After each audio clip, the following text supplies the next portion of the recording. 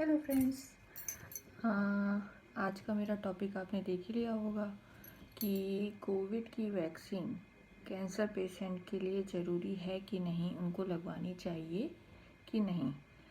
ये बताने से पहले यार प्लीज़, जिसने सब्सक्राइब नहीं किया है मेरा चैनल, सब्सक्राइब कर दीजिए। मुझे मोटिवेशन नहीं मिलेगा तो फिर मैं आगे वीडियो कैसे बनाऊँगी आप लोगों के लिए। तो प्लीज़ सब्सक्राइब और लाइक कर दीजिए, जिससे मैं आगे भी अच्छे अच्छे वीडियो आपके लिए लाती रहूँ। तो सबसे पहले कोविड की वैक्सीन जो है इतनी इमरजेंसी में बनी बिकॉज़ ये बहुत हार्मफुल है, बहुत तेज़ी से स्प्रेड हो रहा था। तो कोविड जो है वो ये नहीं देखता कि कैंसर पेशेंट है नहीं है, वो सबको होगा इक्वली। तो उसके लिए हमको पहली बात तो वैक्सीनेशन सबको होनी चाहिए, बट कैंसर पेशेंट को पहले प्रायोरिटी पे क्यों रखा गया है? क्योंकि उनका इम्यून सिस्टम लो हो जाता है कीमोथेरेपी की वजह से, टारगेट थेरेपी की वजह से या इम्यूनोथेरेपी की वजह से, जो भी ये सब चीज़ें मेडिसिन हम लेते हैं कैंसर की, तो हमारा जो इम्यून सिस्टम है वो थोड़ा सा वीक हो जाता है, तो हमको अटैक जल्दी हो जाता है। इसलिए कैंसर पेशेंट को ये प्रायोरिटी पे बोला गया है कि वैक्सीनेशन करवानी चाहिए। अब जो मैं कोई भी स्टेटमेंट नहीं दे रही हूँ, लेकिन जो हमारे डॉक्टर हैं उनकी जो एडवाइस है, जो उन्होंने बताया है, उसके अकॉर्डिंग मैं आपको आगे बताने जा रही हूँ। हाँ तो फ्रेंड, ऐसा है कि कोरोना वायरस है, उससे डरना नहीं है, लेकिन प्रिकॉशन सबको लेनी चाहिए और अपनी सुरक्षा अपने हाथ। तो हमको ये है कि प्रायोरिटी में हर जगह कैंसर पेशेंट को रखा गया है, क्योंकि जैसे कि मैंने बताया कि इम्यून सिस्टम लो होता है। तो ऐसा एक देखा गया है, ऑब्जर्वेशन है कि जो कैंसर पेशेंट हैं उनको कोरोना वायरस जल्दी और ज़्यादा हुआ है। सेकंड थिंग, ल्यूकोमिया है, लिम्फोमा है जिसको, उसको जल्दी हुआ है। लंग कैंसर, एडवांस मेलिग्नेसिस है, तो उनको हाई रिस्क होता है। या जिनका वो पहले हो चुका है, जो उसकी मेडिसिन ले रहे हैं, तो उनको भी 5 साल तक रिस्क तो रहता ही है, उसके बाद उसके चांसेस रिड्यूस होते हैं। तो ऐसा ऑब्जर्वेशन में देखा गया है, लेकिन ये कोई कहीं पे ये लिखा नहीं गया है कि ऐसा होता है, तो उसे डरना भी नहीं है। सेकंड थिंग क्या है कि कोविड इन्फेक्शन का खतरा कैंसर पेशेंट को 26% है, वहीं नॉन कैंसरस पेशेंट को 3% है।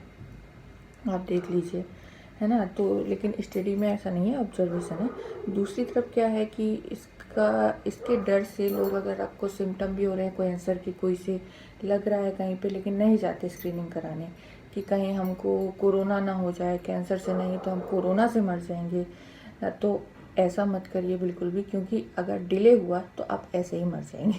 तो बेटर है कि इसकी प्रिकॉशन लें और जाएं, वहाँ पे भी वो लोग सब अपना सैनिटाइज़ करेंगे, ये हर चीज़, ग्लव्स यूज़ करेंगे, सील यूज़ करेंगे। तो एटलीस्ट आपकी स्क्रीनिंग से पता तो चल जाएगा कि आपको कोरोना कैंसर है भी कि नहीं, जिसके लिए आप इतना परेशान हो रहे हैं। तो उस चीज़ को आप डिले मत करिए। सिम्टम अगर आपको लगते हैं तो आप तुरंत जाइए, स्क्रीनिंग करवाइए, डायग्नोसिस करवाइए, है ना। और ख़ुद को इम्यून रखना भी ज़रूरी है, डिस्टेंस मेंटेन करिए। कैंसर पेशेंट को तो हमेशा ही सेफ्टी रखनी चाहिए मेरे ख्याल से।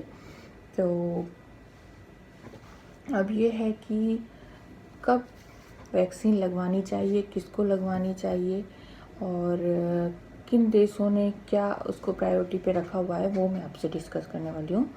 तो जैसे कि बोन मैरो ट्रांसप्लांट जिसका होना है, तो उसको बोन मैरो ट्रांसप्लांट के 3 मंथ तक मतलब वेट करना चाहिए। 3 मंथ वेट करो, उसके बाद वैक्सीन करवाओ।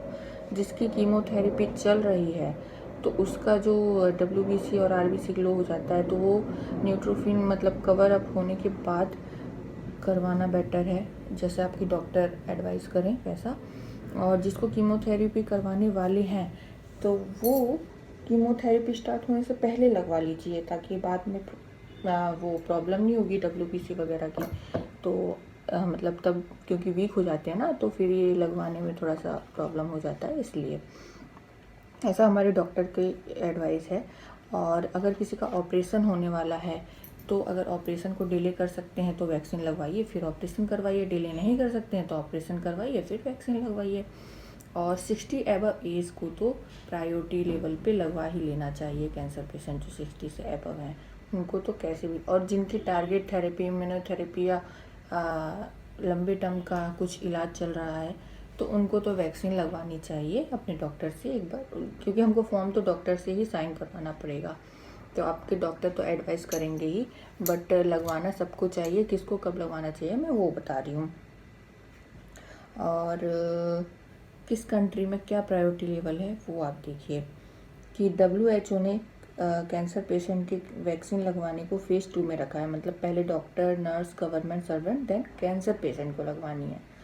ठीक है। USA ने फर्स्ट फेज़ B में रखा है, डॉक्टर, नर्स, कैंसर पेशेंट, है ना। ऑस्ट्रेलिया में फर्स्ट पे है, फर्स्ट प्रायोरिटी, नथिंग एल्स, पहले कैंसर पेशेंट, है ना। यूरोप में फेज़ 2 में है, बेल्जियम और स्वीडन में फर्स्ट में है। लेकिन हमारे इंडिया में इसकी कोई गाइडलाइन नहीं है, मुझे नहीं मिली कि ऐसा कुछ है प्रायोरिटी लेवल। बट आप देख ही सकते हैं और देशों ने और कंट्रीज़ ने कैंसर पेशेंट को कितने प्रायोरिटी पे रखा हुआ है। तो हमको भी कैंसर वैक्सीनेशन तो करवाना ही चाहिए, बट एक बार डॉक्टर की एडवाइस ले लें कि कब लगवाना है, क्योंकि हमारा इम्यून सिस्टम वीक हो जाता है तो कैंसर की मेडिसिन लेने के कारण वीक हो जाता है तो कोरोना वायरस का अटैक भी जल्दी होगा।